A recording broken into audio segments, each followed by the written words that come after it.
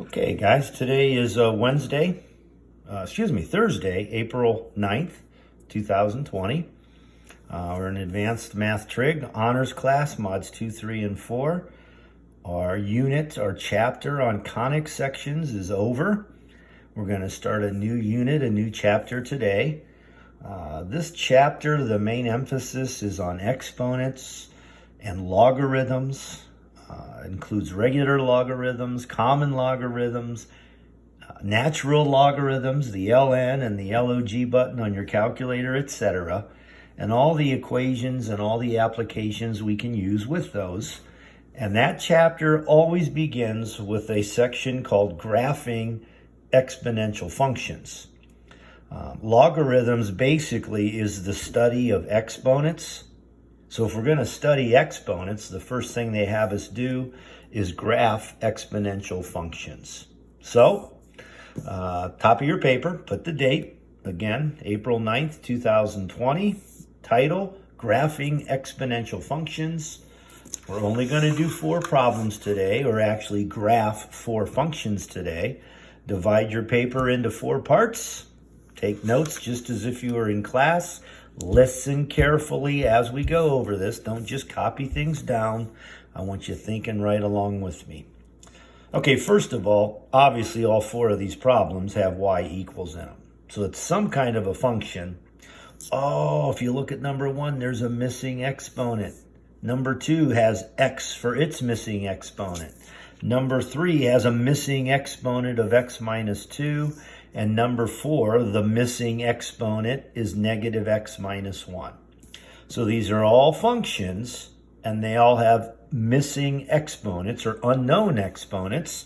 So of course, they're called exponential functions, and we're going to learn the best technique or approach for graphing these. Okay, the technique or approach is simple. Guys, there's not a shortcut. We can't use the old y equals mx plus b, or if it's a quadratic function, we can't use negative b over 2a to find a vertex. And any shortcuts or tricks you've used in the past are not going to work on these. Our option is simple. We go off to the side, we make an xy table, and we plug in any 3 numbers that we want to for the letter x. Now notice I said any numbers you want to. So I guess if you want, you could pick 1, 13, and 58. But why would you want to do 3 to the 13th? There's 3 to the 58th power. My obvious point there is, why not pick 3 small, convenient, easy to work with numbers? And I'm going to give you a piece of advice that's been used since 7th grade when you started graphing some basic linear functions. You want a nice, well-balanced XY chart or table. By that I mean, since we're supposed to pick 3 numbers, why not pick a negative number, 0, and then a positive number? So in my opinion, we want this exponent to end up being negative 1, 0, and 1. So let's plug each of those numbers in for the letter x. Now, I always start with what looks like the easiest one to plug in. So I'm actually going to start with the 1 and work my way up my table. Let's take 1 and go plug it in for x. Obviously, if I have 3 to the first power, I get 3. Let's take 0 and go plug it in for x. Careful, 3 to the 0 power is not 0. Any number, no matter what it is, when you raise it to the 0 power, believe it or not, remember the actual number you get is 1. So 3 raised to the 0 power produces a y coordinate of 1. Then careful here, when I take negative 1 and plug it in for x, we want to plug a negative number in. This is going to show what happens with our curve or our picture here. If I plug negative 1 in and that says 3 to the negative first, guys, the answer is not negative 3. A negative exponent does not produce a negative number. Remember, the rule is if I covered that negative sign up and pretended it wasn't there, if I just had 3 to the first, we know the answer is 3. Well, a negative exponent, oh, there's a negative sign there, takes that answer and flips it over. That's the rule on a negative exponent. It flips over the answer you would get if it was a positive exponent. So 3 to the negative first is actually, of course, 1/3. And then you can see what's going to happen to your picture here. If you go nice and neat and go a few marks in each direction. Okay, I'm plotting my 3 ordered pairs. I'm going to go left 1, up only 1/3. That's not very tall. Right 0, up 1. And then finally right 1 and up 3. This is not a linear function. And by the way, that's why you never ever only use 2 numbers to plug in for your x. If you only use 2 numbers and it was just those first 2 dots, of course it would look like they're making a line. We always want that third x value to get plugged in to see the curvature of the steepness of the picture. So if I've got a dot there, and a dot there, and I connect those up, I'm going to curve through that dot and curve up and get real steep through that one. And then what's happening once you get to this dot right here? Okay, think about it. If I would have plugged -2 in for x and had 3 to the -2nd, now we know 3 squared would be 9, so 3 to the -2nd would be 1/9. So I'd be left 2 and up 1/9.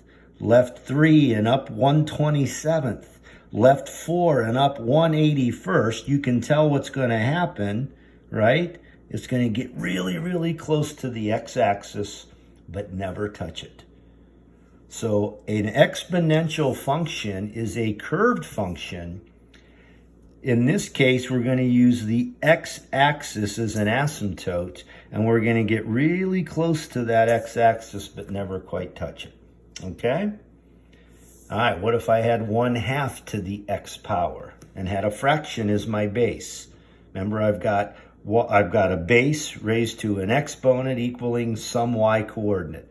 I've got a base being raised to an exponent equaling some unknown y coordinate. Well, guess what? I'm going to make an xy table, and I just got done teaching you that we want to plug in 3 numbers to create a set of dots to make a curved picture.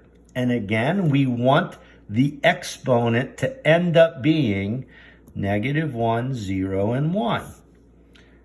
Once again, I'm going to start with the 1, and I'm going to go plug that in. If I have 1/2 raised to the first power, of course I get 1/2. Plug 0 in for x.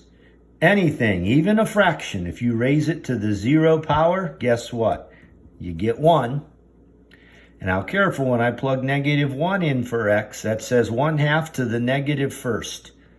Do you agree 1/2 raised to the first would be a half? Since it's a negative exponent, that's getting flipped over, giving me 2 for the missing y coordinate there. So going to plot my 3 points, again, nice and neat. I'll go a couple in each direction. I'm literally plotting all 3 points here. Left 1 and up 2. Right 0 and up 1. Once again, that looks like a line right now. You've got to create that third dot. It's right 1, up a half. If there's any doubt what's going on, if I did plug 2 in for my x column, you can plug an extra number in if you want. And I had 1/2 squared. Careful, doesn't that mean 1/2 times 1/2? Which would be 1/4. So right 2, up 1/4. Right 3 would be up 1/8. Right 4 would be up 1/16. Once again, I'm going to have a curve that goes up in a pretty steep direction towards the top and get closer and closer to the x-axis there. The x-axis serves as an asymptote or an invisible wall that your curve gets close to but never touches. Okay? Block 3. It's getting a little more challenging. The exponential function says y equals 4 raised to the x minus 2 power. I'm going to make an xy table. I'm going to draw a blank graph ready to go. Okay, freeze. If you're not paying attention or staying with me and you're trying these on your own or working ahead of me, I'm probably going to get you on this one. Guys, you do not plug in -1, 0, and 1. I did not say on this first problem up here to always plug in -1, 0, and 1 for x every time. I said you wanted that missing exponent to be -1, 0, and 1. So let's think about this for a minute. I want this exponent to end up equaling the three numbers -1, 0, and 1. So wouldn't we plug in 1 first on this problem? Because think about it, if I take 1 and plug it in for x, what's 1 minus 2? Oh, I'm creating the exponent of -1. And 4 to the negative first would be what? 1/4. Now, I wonder what number I should plug in next. Well, we want to create an exponent of 0. Remember, we're trying to create the numbers -1, 0, and 1. So if I'm trying to create an exponent of 0, wouldn't I plug in 2? Because think about it, 2 minus 2 is 0, and 4 to the 0 power is 1. And finally, wouldn't I plug in 3 as my third and final x value? Because when I take 3 and plug it in for x, 3 minus 2 is 1, 4 to the first power is 4. And I've got the three numbers I want to plot on my coordinate system. So I'm going to go right a few, left a few, up a few, down a few, plotting these 3 points, right 1, up 1/4, right 2 and up 1, right 3 and up 4. Once again, there's that steep curvature upwards, and it's going to get close to the x-axis but never touch it, and looks like that. Okay? And finally, the last one says y equals, this time my base is 2, being raised to the -x minus 1 power. I'm going to make an xy table. I'm going to reiterate one more time. If you want to, you can plug in 7, 11, and 58 if you want to. But guys, let's try to pick numbers that make my math easy to calculate. We're not plugging in -1, 0, and 1. We're trying to create the numbers -1, 0, and 1. Agreed? So wouldn't the first number we plug in be what? I'll give you a second to think about that. What number would you plug in for x first on this problem? Wouldn't it be 0? Oh, because if I plug 0 in for x, I'd have 0 minus 1, which is -1. And 2 raised to the negative first power would be what? 1/2. Agreed? Think about it. Make sure you understand that. Now what number should I plug in? Well, I want to create the number 0. The 0 created -1. What number would create 0? Careful. I'm thinking -1.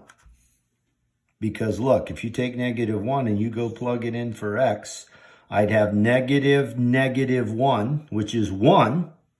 And 1 minus 1 gives me 0. I created an exponent of 0, and anything to the 0 power is 1.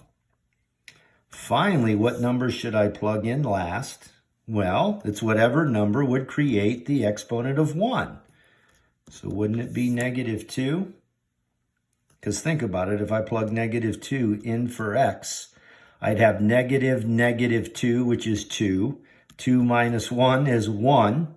I've successfully created an exponent of 1, so 2 to the first is 2. So I can plot this graph. Again, not hard to do. You just got to be careful and make sure you're picking the proper values.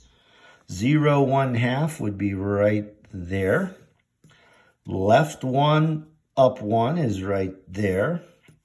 Left 2, up 2 is right there.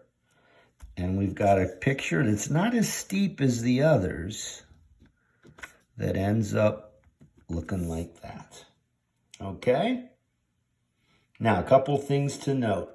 when you go to calculus next year, the reason this year you're becoming experts on graphing all these different types of functions is you're going to draw a function and then to create some type of three-dimensional shape. Let's say you're an engineer and you work for some company and you're trying to create things. Watch the difference here. Now, don't do this on your paper, okay? I'm just kind of talking out loud here, extra. If you looked at this exponential function that you just graphed and you were told to rotate it or spin it around the y-axis, now you got to use your imagination here. And if you spin it, or what kind of a three-dimensional shape would you create? Oh, well, think about it. If I draw his symmetric shape over here on the other side, and I'm spinning it around, wouldn't you end up creating what looks like maybe a championship trophy or a champagne glass? And Mrs. Moser's going to ask, how much champagne does that glass hold? All right, how much sand does that hold? That looks like maybe an egg holder. What's the volume of that shape? Well, guys, that's not a sphere. It's not a cone. It is not a cylinder. It's not a prism or a pyramid. We do not have a geometric formula for it. So to figure out his volume, you're going to have to, pick the bounds and the heights of the cup. How tall is it? And the name of the function, 3 to the x power, is going to be used in what's called an integration formula to calculate volumes of three-dimensional shapes that are not normal geometric shapes. And then plus, instead of spinning around the y, what if I took this and said spinning around the x-axis instead? Now you're envisioning this thing rotating, and when you draw his reflection over the x-axis, you end up getting a test tube or the Eiffel Tower or a funnel. So functions, you've got to be good at graphing them. You're never, ever going to get taught how to graph them again. You're expected to know all 17 kinds of functions and how they're graphed quickly and accurately, so you can then spin, rotate, and do things with them to create really cool pictures and start doing some calculus stuff, okay? So I hope that makes sense. Guys, it's Thursday, April 9th, so technically, normally, this is due the next day at noon, but the next day is tomorrow, which is Good Friday, and technically we don't have school. So I'm going to give you the homework, but I guess it's not really due until Monday the 12th at noon. Now, obviously, it's Easter weekend. You don't want to have to work on Good Friday or Easter Sunday to get homework done. This is not so bad. It's not going to take you long. If it's Thursday and you're watching this and you think you understand it, why not use Thursday or Thursday night to get this thing done? Send me a picture. Get it done and over with, and you've got the rest of the weekend to relax and enjoy your Easter weekend. So bottom line is, we've got 4 practice problems, 4 homework problems on our assignment. It's 1, 2, 3, and 4. You're just going to graph as neat as you can those 4 exponential functions. Again, today's Thursday the 9th, so technically this is not due till Monday, April 12th. Right? Or is it going to be April 13th? Yeah, 10th is Friday. So Monday, April 13th at noon. But if you can get this turned in sometime today on Thursday the 9th, or even Friday morning the 10th, that'd be great. That gives you and me the rest of the weekend to relax and enjoy our holiday. So great job. We will see you again on Monday. And again, this will be a chapter dealing with logarithms and exponents, okay? Have a great weekend, guys. See ya.